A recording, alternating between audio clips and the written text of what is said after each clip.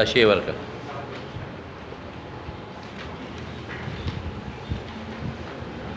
جنا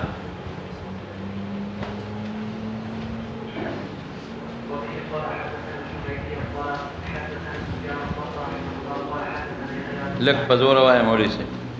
قال حدثنا يحيى بن سعيد الانصاري قال اخبرني محمد بن ابراهيم التيمي انه سمع القمه بن ابي وقاص الليثيه يقول سمعت عمر بن الخطاب رضي الله عنه على المنبر يقول سمعت رسول الله صلى الله عليه وسلم يقول انما الاعمال بالنيات وانما لكل ما نوى فمن كانت هجرته الى دنيا يصيبها او الى امراه ينكحها فهجرته الى ما هاجر اليه. وبه قال حدثنا عبد الله بن يوسف قال اخبرنا مالك عن هشام بن عروه عن ابيه عن عائشه ام المؤمنين رضي الله عنها ان وعنهم وسروايه عنها وعنهم ان الحارث بن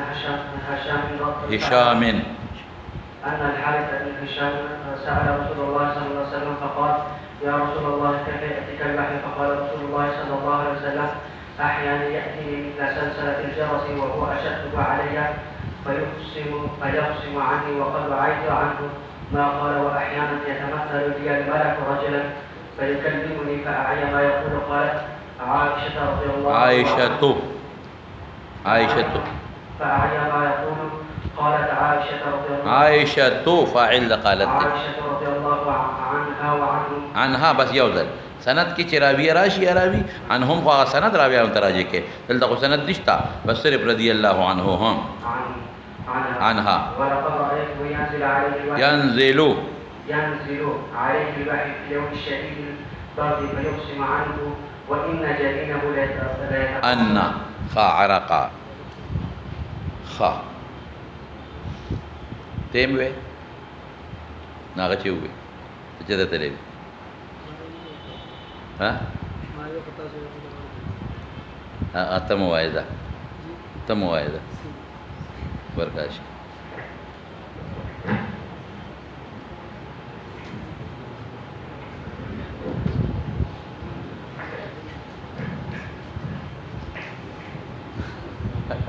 او ما یې شي زه هغه ورځ باندې پته ما وخت تاسو ما ذکر نامه چې سبا ماته سبا دی بولو دی اته بولو دی بیا په معنا باندې اته د سامان کې ماذا بسم الله الرحمن الرحيم. باب كيف كان بدء الوحي الى رسول الله صلى الله عليه وسلم وقول الله عز وجل انا اوحينا اليك كما اوحينا الى نوح والنبيين من بعده. وبه قال حدثنا محمد قال حدثنا سفيان قال حدثنا يحيى بن سعيد الانصاري قال اخبرني محمد بن ابراهيم التيمي انه سمع علقمة بن وقاص الليثي رضي الله عنه لا صبر رضي الله تعالى عنه اشتكى يقول سمعت عمر بن الخطاب عمر بن يقول سمعت عمر بن الخطاب رضي الله عنه على يقول سمعت رسول الله صلى الله عليه وسلم يقول انما الاعمال بالنيات وانما لامرئ ما نوى فمن كانت هجرته الى الدنيا يصيبها والى امرأة ينكحها فهجرته ما هاجر الى ما هاجر اليه. فبه قال حدثنا عبد الله بن يوسف قال اخبرنا مالك عن هشام بن عروه عن ابيه عن عائشه رضي الله عنها عن عائشه ام المؤمنين رضي الله عنها وعنهم ان الحارث بن هشام سال رسول الله صلى الله عليه وسلم فقال يا رسول الله صلى الله عليه وسلم كيف ياتيك الوحي؟ فقال رسول الله صلى الله عليه وسلم احيانا ياتي مثل صفة الجرس وهو شده عليه فيقسم عني وقد وعيت عنه ما قال واحيانا يتمثل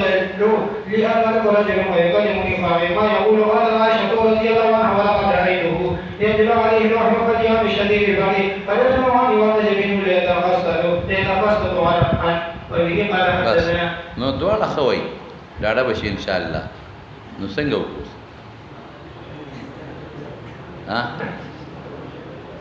دا څه به وکړو چې یو با بخاری خو بدو ځای شروع کو کنه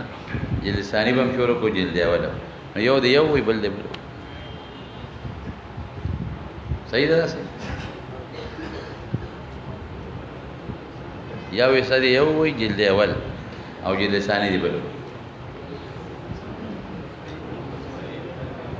تاسو غږ نه کنو قانون خدا دې چې شروع کینو د پکې قران دازي کوم نو تاسو چپ پاتې شوي چې سو ګودي دا غمي خنر کټې وروړي ها نورم وای نو تاسو خو چپ پاتې شوي ها حاصل دا دی قانون دا دی چې کار شروع کین نو ار یو شروع کی نو زه پوه شم چې ډیر وای نو بیا پکې قران دازي وکما نو تاسو غوږ نه کنو دا شروع کو بیا د شروع او ترمذی هغه شروع نو بیا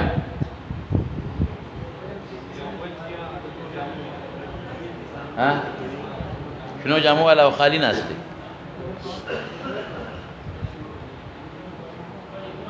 دا سی به کو صبر سبب پکې پیسې لو ترمذی کې خصوص منازعه نه کوي ها ترمذی کې خو هغه ته پاتې دی کنه هغه کې وسوګ نه غواړي ها تا هم غواړي چیرته دی ها نو سبب داسې وکړو بیا اوس وخت لګ دی مونږ سره دا بخاری به وایو نو سبب د عبارت مطابق بیا فیصله وکړو عبارت زما هغه طالب پکاري په نور مدرسو کې هو تقریبا نمبر په نمبر په وخت ضایع کوي زما وخت ضایع کول نه خو پایت چې ار یو طالبان زې عبارت وي باید چې څومره طالبان دي په هر یو زې عبارت وي خو ممکن دا چې بعضې به کمزوري ویلي بنشي انسان دی ممکن دا بعضې به شرمېږي ویلې بشي خطا کېږي ما او بعضې به ویلي شي زر زر به وي زما د عبارت د ویلو دپاره یو څو شرطونه دي یو هغه طالب چې صحیح وي دویم هغه طالب چې اوچته اواز لري دریم هغه طالب چې زر زر وایي سو دا زما د ترجیح وجې دي ځکه چې زه زر زر عبادت خوښومه چې زر زر وایي زه اوچت اواز دپاره خو ما سره مکبر صوت شته خو چې زر زر وایي او تیز وایي تیز او زر زر او بل مې څه وایي صحیح وایي دا دوه شرطونه پرې کېږي نو خیر زه به اصلاح کومه په دې لومبو ورځو کې طالبانو باندې یو پټې غبراهټ راځي یاره راځي نو چې درې څلور حدیث وایي بیا به زه دا بن من به ترې وباسم بن من زه نه منم بن خو هغې ته وایي چې د سړي دوه ښځې نو دوه ښځې یو د بل بني نه بن من دا پکې نشته یو ځای کې دا بنات المدرسې د بخاري ختم 55 جنکې فارغېدلې ښه څومره او ډېر لوی د هغې مدرسې تشهیر هم دی زه ختم بخاري له بوتل ډېر علما هم ناست نو زما عادت دا چې تپوس کوم عبارت به څوک وایي نو محتمم صاحب وایي زمونږ شیخ صاحب به عبارت وایي چې کوم شیخ الحدیث دی هغه عبارت وایي ما ډېره ښه شیخ صاحب نن د لوډ سپیکر کېښوده او به قال حدثنا احمد بن اشکابنا قال حدثنا محمد بن فضيلنا عن عمارة ابن قعقاع وای وای وای پاره مې اوچته شو چې ته څنګه شیخ یې شیخ دغه دی چې عبارت دې ټول ګډ وډ وي د غیر منصرف د منصرف فرقونه دې ختم کړ ټول دې بینونه وي نو چې شیخ داسې نو شیخانې به څنګه دا تا دته په کال کې دی غریبانو ته اوخول څه خو مې زمانه بس ښځې ته ګورو خرې ته ګورو په سارا شپې ته پېږې په خبره د ښځو شیخ هم دغه یي نو چې څنګه ښځې خواره دی بې شیخه دي خفه کېږې مه تاسو نه رباب خدای دغه چیزونه جوړوي پېږې په خبره تاسو رباب دغه جوړېږي خو چې څنګه ښځې شیخ به ومغی نو ما له ډېره غوسه راغله نو حاصل د خبرې دا دی چې تاسو عبارت وایې نو دا انسان دی لومبی ورځ خامخا دا هفته نیمه به تاسو نه غلطی کېږي بیا به ستاسو زه اصلاح وکړم انشاءالله ټیک به شي نو سبا نه به خیر زه فیصله وکړو ښه چې کوم کسان ترمذي ویل غواړي وګورئ کتاب نو هغه به ترمذي عبارتونه به ووایي چې څوک غواړي پنځه شپږ ما خو دغه متعین شو خو هلکه د سره کسان پیدا شو منازعین پیدا شو خیر دی نو هغې به وګورو چې کوم پکې په معیار پورې که په معیار ډېر پوره کېدل قراندازي به بخاري جلد اول دی یو قاري پکار دی بخاري جلد ثاني له بل قاري پکار دی او ترمذي جلد ثاني له بل قاري پکار دی څلور کسان مال عبارت والا پکار دی او که بیا پکې بعد ګڼو نو بیا به بخاري جلد ثاني د دوه ځایه شروع کوم بخاري جلد ثاني زه بیا څه یو میاشتې پس لوی اختر نه پس دوه ځله شروع کوم نو یو قاري هغې له بیا پکار دی نو مال 15 قاریان پکاري سو 15 سبب پکې ان شاء الله فیصله وکړه او چې دې 15 قاریان ولا ممتاز سند دغه زما سند چې دا زما قانون دی بلې مدرسې نه دا زما قانون دی هغه سند ممتاز دی داغه حیثیت زیاتی هغه له مونږ انعامونه وغیرہ بیا لږ د نسبت ته ولې ډیر خواري کی کنه مدرسه ولا بیا انعامات ورکي ورپسې شاه بسم الله الرحمن الرحيم باب كيف كان بدء الوحي الى رسول الله صلى الله عليه وسلم نقول مقه بوه وبالسند المتصل مني وما غسب بوه ملك سنك ویلو الحمد لله خطبه بشي نحمده ونستعين ونستغفره ونؤمن به ونتوكل عليه ونعوذ بالله من شرور انفسنا ومن سيئات اعمالنا من يهده الله فلا مضل له ومن يضلل فلا هادي له ونشهد ان لا اله الا الله ونشهد ان محمدا عبده ورسوله اما بعد فان اصدق الحديث كتاب الله واحسن الهدي هدي محمد صلى الله عليه وسلم وشر الامور محدثاتها وكل محدثه بدعه وكل بدعه ضلاله وكل ضلاله في النار وبالسند المتصل مني الى الامام البخاري قال امام بخاری سوی بسم الله الرحمن الرحیم باب كيف كان بدء الوحي الى رسول الله صلى الله عليه وسلم مختصر غنه بسم الله کی خبر کو پرون خو ما دا خبر وکړه امام بخاری بسم الله راوړو حمد ولی راوړو اخو ما ذکر کړل بسم الله کی مختصر خبر علماء کړي دا ځکه کو حافظ ابن حجر هم کړي دا علامه عینیم کړي دا او نور چې څومره زمو علماء کرام دي اغي ټول کړي بسم الله کې کلام نو ذکر درته کوم بسم الله کې ګوره دا با جاره دي مشهور خبره ده او اسم مضاف دی او الله مضاف الیه موصوف دی او الرحمن صفت اول دی او الرحیم صفت ثانی لیکن ډېر تکبیرات ترکیبات خلق وي او مشهور ترکیب هم دقه دی نو مونږ څنګه وایو مونږ اسم مضاف الله موصوف مضاف الیه او رحمان رحیم صفتین شو نو موصوف سره د خپل دواړو صفتینو نه دا مضاف الیه د اسم شو چې مضاف دی نو اسم مضاف سره د خپل مضاف الیه نه مجرور د جار شو چې بعد نو جار سره د مجرور نه چا سره متعلق دی نو دې کې تاسو ویلي دي په کتابونو کې یو د بصریینو مذهب دی او یو د کوفیینو مذهب دی کوفیین فعل مقدر کوي او بصریون حضرات اسم مقدر کوي ثابتون او کوفیان فعل مقدر کوي اقرأوا ابدأوا اغي وی چې فعل دال په تجدد باندې نو خندا چې مون هر وخت نوې شروع چې څومره مون کو ابدأوا اقرأوا نو په دې کې د تجدد کوم فعل آی کله زمانہ جو شو زمانہ کې تجدد وی او بصریون حضرات وی چې نه دا جمله اسمیه ده او دوام او استمرار باندې دلالت کوي نو که زما په دې جمله کې تجدد ز ملحوظ نه کما نو بس دا شو لکه چې همیشه ز دا شروع کوم او د الله د نوم نه شروع کوم بس دا صرف هغه تصوري لحاظ دی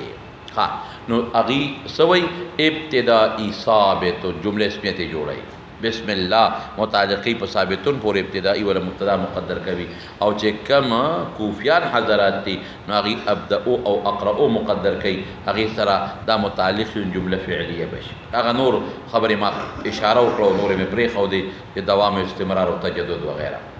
دویمه خبره څه شو دا فعل چې کوم مقدر کیږي نو دا به فعل عامی کې فعل خاص وي نو جماهیر علما سیبوی خلیل چې څومره دي فراست اخفش هغه وی چې ابدأ مقدر کا فعل عام چې وته وي یو هغه افعال عامه دي چهارست عند څنګه دي افعال عامه چهارست دي اربابي عقول کونست ثبوتست وجودست حصول هغه نه یادوما مراد د دینه داس یو فعل چې ټول سره یو شان مستعمل دي شي لکه ابدأ یا اشرعو کو بس کې نو ابدأ اشرعو ویل شي ک تلاوت کې نو ابدأ اشرعو ویل شي ک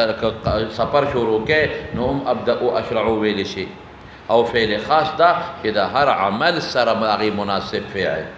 لکه قراءت شروع کې نو اقرأ وایا کو بس کې نو اشرب بسم الله وایا ک ډوډۍ خوري نو اكل بسم الله وایا ک چته جامه غوندې وي البس بسم الله ک سفر شروع کې وي اسافر یا اذهب بسم الله نو علامه زمخشری وی به فعل خاص رو باسا دا غره دا علامه زمخشری صاحب د کشاف هغه فعل خاص رو باسا اشرعو یا نا خطا شما اقرأو دلته فعل خاص شو او جماهیر کې څومره علما دي هغه وینا ابدأو رو باسا هغه وی ابدأو ذکر او باسا چې ابدأو د ټولو سره تعمیم دی پکې بس اسانه بچی تاثیر براشي په خلکو باندې بس اره کې شروع ده او علامه زمخشري وی کې نه دې کې به توجه راشي چې کم فعل خاصی کنه نو ستاسو توجه به پیدا دا خو لکه قرائت نو اقرأو ویما ورګه دا خو اشربو وبدي نو اشربو به ویما دا فعل ولا رو باسم او ورګه خوراکم نو اکلو برو باسم نو ار وخت استاد بد د الله د نوم نه بد اپ یو خاص عمل ملحوظ شوا فعل خاص کې دا ملحوظیت د خاطر ډیری په نسبت د فعل عام باندې ښا او دویمه دا چې کله ته ابدأو وکنه ابدأو نو صرف د سر سره لګيږي او چې اقرأو دی مقدر کو نو چې کلم ته پمیانس کې شروع کې زمخشري وي نو اقرأو سره مناسب دی او ابدأو خو صرف اول سره لګيږي ځکه د بد ان مراد حقيقي بد ادا حقيقي بد خو اولی دوی بودریم خونی علامه زمخشري وي چې ابدأو صرف اول شروع سره لګي او کته سبا شروع کې دی میان نه بل شروع کې هغه سره وي ابدأو نه لګيږي اقرأو سره لګيږي ځکه مراد د ابدأون حقيقي بد ادا او حقيقي بد اپاول کې یو ځلی بیا بیانې او جماهیر وی کې نه بد عام د حقيقي وی کې اضافي وي نو په اول کې چې به پړم بیرول نو ابدأو حقيقي بشي او چې دوی مودري مو سره ربم نو په نسبت سره اغیر وزتا بد اشوا خیر دوالو کې سو ماته د اقرأو لک زیات مناسب په دې ښکاری چې دې کې لګه توجه زیاته پیدا شي ځکه ار وخت به یو فعل محصول کې چې دا کم عمل دی دا عمل مناسب فعل برو باسه ها دویمه دا چې دا اقرأو دا متعلق چې کوم محذوب ته دا مقدم رو باسه کوم مؤخر رو باسه د کوم اختلاف دی نو څوک جماهیر خو وي په مخکې مقدم رو باسه وی ولې دا عامل دی او مرتبه د عامل مقدمه وي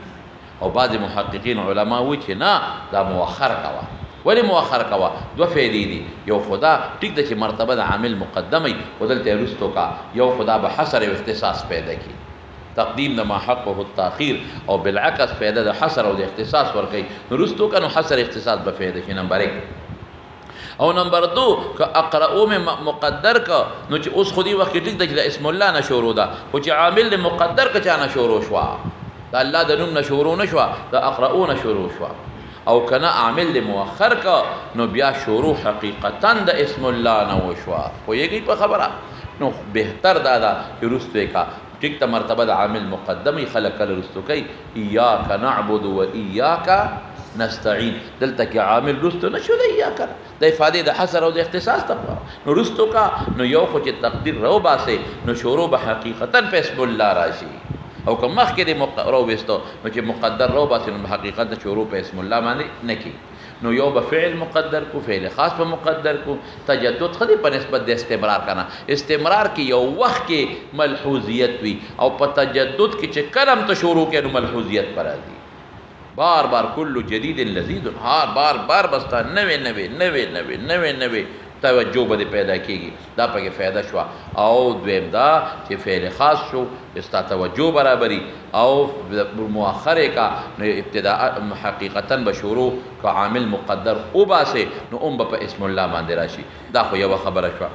دویمه خبره لبرا شمه دا بسم الله چې دی دا به یا د مصاحبت لپاره ده یا د الصاق لپاره یو مطلب چې به د الصاق لپاره دا مصاحبت سوق ځان نه معنا ګرځي او سوق د الصاق معنی ګرځي بیا به د الصاق لپاره کا یا به د مصاحبت لپاره کا یا به د استعانت لپاره کا به د استعانت دا مصاحبت او استعانت سوق بالکل قسم د الصاق ګرځي او سوق جدا نه ګرځي بهر کې به د الصاق شو مصاحبت په معنا به د الصاق شو استعانت په معنا نو زمونږ دلته یو غلطي کی غلطی دا چې بیا خلک معنا کوي نو چې مصاحبت معنا کوي نو مصاحبا لفظ رو بس او چې د استعانت معنا کوي نو مستعینا رو بس او په بعد شروع کې دا تقدیر لیکل دي دا غلط دی بالکل غلط دی ځکه چې تقدیر خو مونږ یو ځل نو وست دا اقرا او دا بسم الله ابتدئ اسکائنا بسم الله اخو تمہارا وست نو بل رو باسه مستعینا یا مصاحبت دیم طریقه کې څه ضرورت ده معنا د مصاحبت بوکم یا معنا د استعانت بوکم نو که د مصاحبت معنا کوم نو پښتو کې په لفظ به استعمال کوم څه لفظ پا او که د استعانت معنا کوم نو پښتو کې سره لفظ به استعمال کوم شروع پنامه د الله، شروع بنام خدا. ورا بلفظ په پښتو کې او با بلفظ په فارسی کې او بلفظ په پښتو کې شروع بنام خدا، شروع په نامه د خدای. دا په د مصاحبت معنا شو او سره د استعانت معنا شو. شروع سره د نامه د باری تعالی او شروع همراه، شروع همراه اسم باری تعالی، شروع همراه نام باری تعالی. نو فارسی کې د استعانت معنا په همراه کوا او په پښتو کې د استعانت معنا په سره سره کوا. مصاحبا و مستعیلا مرا و باسا. دا دوه خبرې شوې. درې مې خبرې لراشه لفظ اسم کې دی، هغه خو نو کومه چې دا وسمن ماخوذ دی او کدا سمون ماخوذ دی، ضرورت نشته د فنون په کتابونو کې تاسو ویلي، هیڅ ضرورت نشته. لفظ د الله بسم الله، لفظ د الله دا اسم ذات تباری تعالی دی، اسم ذات تباری تعالی. او دې کې لوی د علما دلته د فنون عالمان ذکر کوي چې الله جامد دی که مشتق دی، او بیا چې مشتق دی نو د الله یألهونه دی او کدا ولا یولهونه دی او کدا الله یلوهونه دی. ضرورت نه لرم ځکه دا د فنون خبرې دي، دلته ضرورت نشته. بس صرف دومره به ووایم چې لفظ د الله راجح دا چې جامد دی بس، او لفظ د الله اسم ذات د باری تعالی دی، او لفظ د الله علماء کرام بعض اسم اعظم هم ګرځوي، ودا اسم اعظم هم دی لفظ د الله. او مخکې دا الرحمن صفت اولاد او الرحیم صفت ثانی دی، او دا دواړه د مبالغه الفاظ دي. هر اکثر د دواړو په منځ کې الرحمن دا مبالغه ده د رحمت تباری تعالی په دنیا کې. دی وجنا علماء لیکي یا رحمان الدنیا، یا رحمان الدنیا و یا رحیم الاخره. نو رحمان کې تعمیم ته اشارت ده، ځکه دنیا کې الله په مسلمان او کافر په دواړو رحم کوي. مسلمان له ډوډۍ ورکوي، ایمان یې ورکړی دی، جون ورکوي، او کافر لم الله په دنیا کې ډوډۍ ورکوي، رنګ یې ورکړی دی او د دنیا نعمتونه ورکوي. حدیث کوم دقه سي دي ښا یا رحمان الدنیا و یا رحیم الاخره. ٹھیک ده، رحیم اطلاق دنیا کې هم لګيږي، منه نه دی، خو ویل شي. نو رحمان معنا مفتی شفیع صاحب رحمت الله علیه چې کوم کړی دا هغه کړی دا د عام الرحمت سره. سمانه کړی دا عام الرحمت سره. ولې ځکه دنیا کې د الله رحم عام د مؤمن کافر دواړو ورته،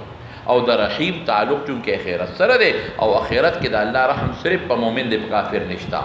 او په مؤمن چې کوم رحم دی هغه ډېر لوی نعمت دی، جنت والا دی،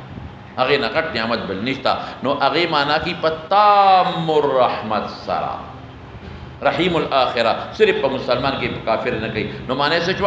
تام الرحمت، یعنی تمره رحمت چې بس هغه انتهایی رحمت والا دی. نو سبب کما الرحمن چې مسلمان او کافر دواړو باندې رحم، الرحیم صرف په مؤمن په آخرت کې رحم. رحمان عام الرحمت، رحیم تام الرحمت. رحمان نهایت مهربان، سبانا شو سو نهایت مهربان په دنیا کې مؤمن او کافر دواړو باندې. الرحیم بے حد رحم کون کې، هغه بے حد رحم کون کې په آخرت کې صرف په مؤمن دی. دا دوه خبرې شي. اوس حضرت یو خبره یو اشکال کوم خارجي غوندي ادا چې الرحمن او الرحیم صيغه د مبالغه دي. الکه مبالغه څه ته وایي؟ دلته نه جوړي. مبالغه معنا د توکما یو شی په داسې طریقه ذکر کول چې نفس الامر کې داغه کم مرتبه داغه نه زیات ذکر. لکه زه مثال در کوم چې تور باندې پوه شي، نفس الامر کې وبراغلی او بس ډېر زیات راځي دا کورونو تم نه نوته. خلک وي یار دومره وبراله چې کلی یو کلی پېنیو کلی پېنیو دا مبالغه شو. یا مثلا الکا دا فلان کې د عالم دی مړه سم بحر دی، بحر دا مبالغه شو. بحر خو نه دی، بحر دریاب غوندې کم ځای کې کېدی شي، دا اوس مبالغه شو. یا کوچوان چې د خپل اس په صفت کوي کنه، دا کوچوان مړه وي زما داسې اس په داسې منډه وي لکه د ګولې په شان غلي. نو دا لس ټټکې اس په یو ځای کې نوم ګولې ته نشي رسېدی. داسې ده که نه؟ دا مبالغه ده. یعنی نفس الامر کې چې شی څومره دی ته د هغې نه زیات ثابت دی. خلاصه څه جوه نفس الامر کې کم یو ته زیات ثابت دی. ذکر دی یو شي اکثر د نفس الامر نه، دا مبالغه شو. نو دلته سوال کوا الرحمن الرحیم څه معنا ده چې په نفس الامر کې الله څومره مهربان دی نو زید هغې نه زیات ثابتو. نفس الامر کې چې الله څونه مهرباني د مبالغه خدا معنا د هغې نه څه ثابتو ما زیات ثابتو. نو دا تر الله تنقیص وکړه که د الله صفت دی وکړه نفس الامر کې خو رحمت کم کړ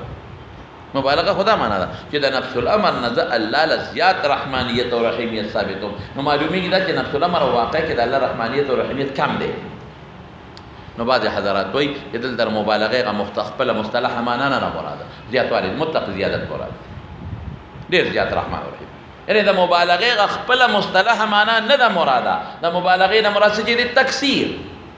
بس ډېره شوه. خو راجحه معنا درته وکړمه دلته مبالغه یاد وساته یو مبدا به د باری تعالی ده یو منتها د رحمان او د رحیمیت مبدا ذات الهی دی او د رحمان او د رحیمیت منتها مخلوق دی. رحم کون کې الله دی رحم او پچا رحم کوي مرحومین مونږ عباد دی اشجار دی بلاد دی. نو دا مبالغه زه په جانب د مبدا کې نه اخلم دا په جانب د چا کې اخلم د منتها کې اخلم. الله اکبر پوهیږئ دا مبالغه په جانب د مبدا او د ذات الهی کې نه اخلم په جانب د چا کې اخلم د منتها کې اخلم. ذات الهی کې نه منتها څه مطلب په نفس الامر کې چې څومره مرحومین دي په نفس الامر کې چې د الله څومره مخلوق ته په رحم کوي د دینه که زیاتی بیا په الله رحم کولی شي.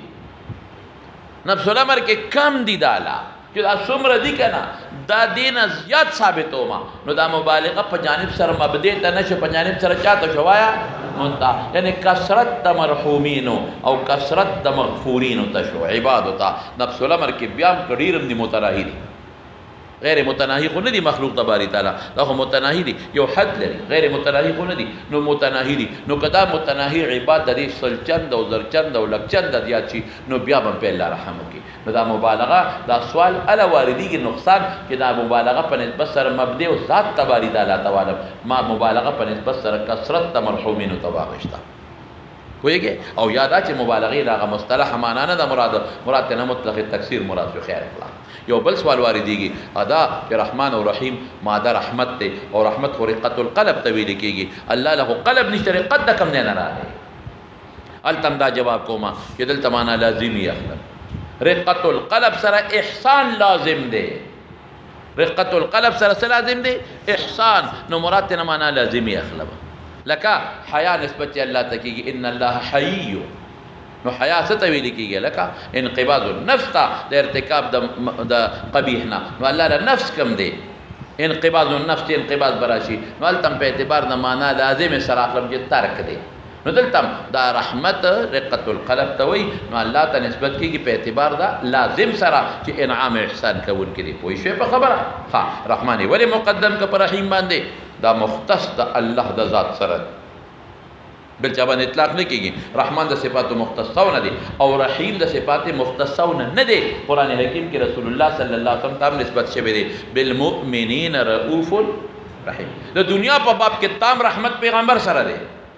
ولې وحی ده وحی تعالی درکوي د وحی نه بل سړی به ډوډۍ درکوي او دې ته ډوډۍ هم درکوي او د غم درکوي وحی هم نه درکوي علم درکوي الله درته نه کوي. نو دنیا په باب کې لوی تام الرحمت څوک شو رسول الله صلی الله علیه وسلم. بالاختصار مې دا خبره وکړه طوالت مې راته ونه کړه نورې خبرې پکې ډېرې دي خو بس دقه شارحینو ذکر کړي دي او بعضې شارحینو دې د فنونو خبرې نقل کړي دي هغې ته ضرورت نشته موږ استادان نه وایي بس دقه کافي دی. نو شروع په نامه ده اوس راشه معنا وکړه نو زموږ معنا کتابونو ټولو غلطي کړي دي.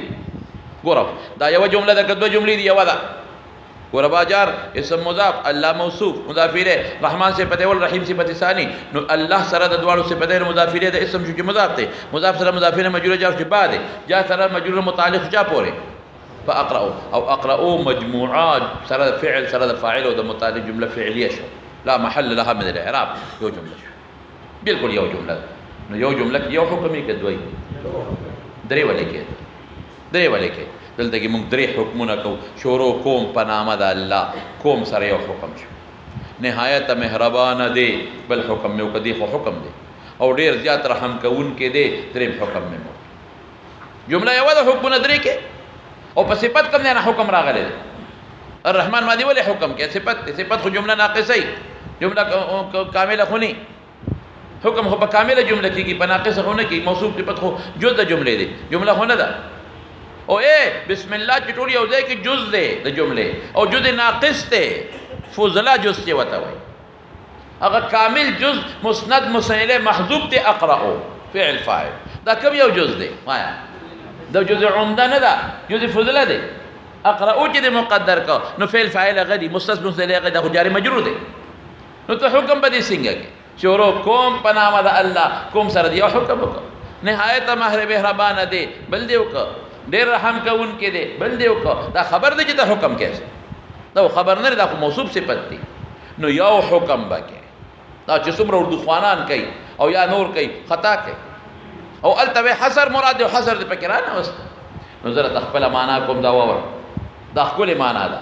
خاص په نام د الله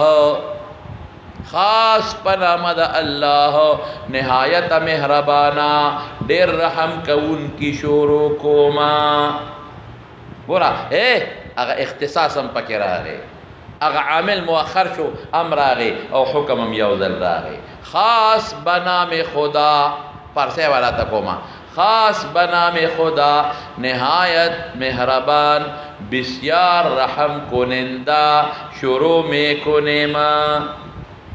یو ذل حکم شو خاص بنام خدا نهایت مهربان صفت شو بسیار رحم کننده بل صفت شو شروع می کنیم حکم شو شروع میں رست اکڑا خاتم مخی کا خاص پنام دا اللہ مانا دا بسم اللہ صحیح کہہ گواری خاص پنام دا اللہ نہایت مہربانا نہایت مہربانا صفت شو دیر رحم کون کی بل صفت شو شروع کوما ٹھیک شو خبرہ اس یو سوالو کا بس خارجی او سوالو کا خبرہ سائل شی جدو خدا اللہ پنم شروع نکلا و اسم اکڑا اسم اللہ باللہ بیوی بالله بیوی الله کدل تک یو بل مبحث علماء چلل دي کې سمعين مسمى دي او غیر د مسمى نه دي هو غم دي هغه نه کو ویل دي په فنونو کې کدی نه دي ویل نو ما وای دوره بای پاس مرا دا غوای په خبر لبای په خبر لباروبار کدی دا مبحث نی ویل فنونو کې دوباره فنونو آیا دوري لبای پاس مرا ولا او کدی ویل نو دا نستړې کو اسم عین مسمى و غیر د مسمى پرې دا واغه خبره بس دا به ویما چې شروع په اسم الله ولی شو اسم الله نه شروع نشوا اسم نه شروع شوا بالله به ویل بسم الله باسم الله ولی وی ها ګور درته تخکل جواب کوم نور ته سي پرې دا کله فد بالله ویلې وی نو واهم به هم کو چې قسم یې جوړ د وخت نه شروع کو متبادر چې به داخله شي په الله به کما یوي په الله داخل شي نو به قسم یې نو واهم به هم کو جسه کوي اول نه په قسمونو شروع کړه للفرق بين اليمن واليمين للفرق بين اليمن برکت حاصلې او د یمین څنګه به دا معنا بس اسم دې د پاره لفظ د اسم راوړو چې د یمن د برکت دلته حاصلوم او د یمین من کې فرق راشي ٹھیک شو خبره او یاد چې اسم عین مسمى دی اسم څه دی عین مسمى الله نه مراد غزات مراد دي سوق مراد دي اسم عین هغه هو اذا اسم انا وسه شو لك عین مسمى الله نه مراد الف لام ها اسم نه مراد دال نه مراد سوق ته مراد دي مدلول ذات نو ذات نه شروع نشي کوله نو اسم میرا وړو چې اشاره دیته شي چې دا الله په هغه نوم چې ځان د پاره مختص کړی دی غي نه شروع کوم بس دا دوه خبرې شوي بس بکوخه وخت ختم شو کنه وې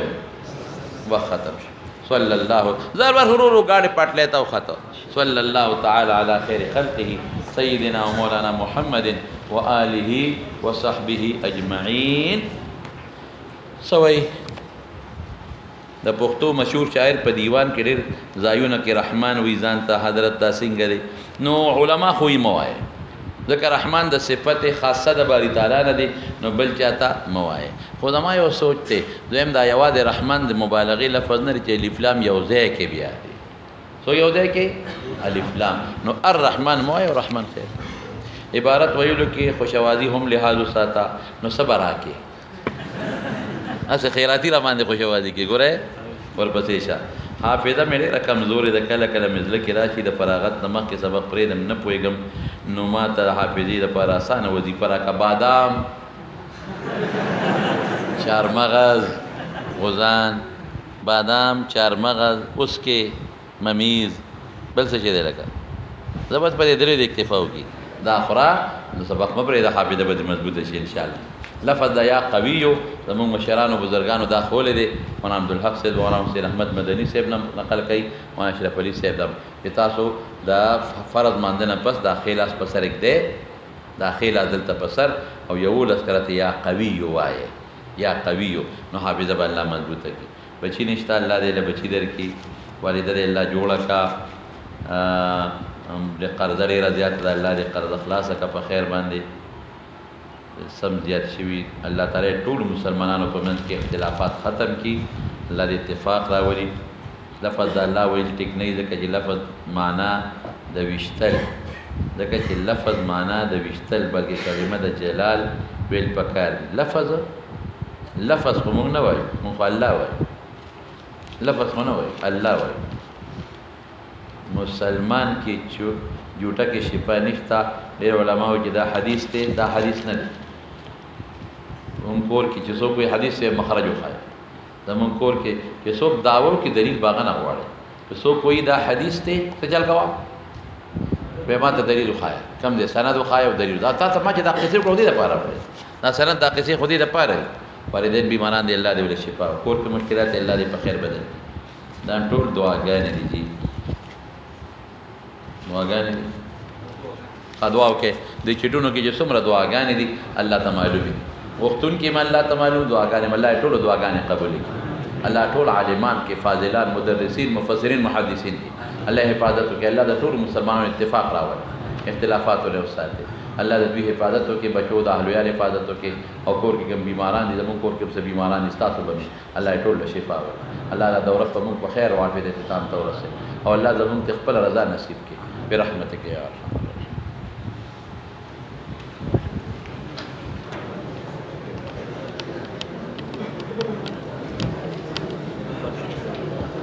¿Ya morí ya? ¿Qué te queda? ¿La se pasana? Ah, sí.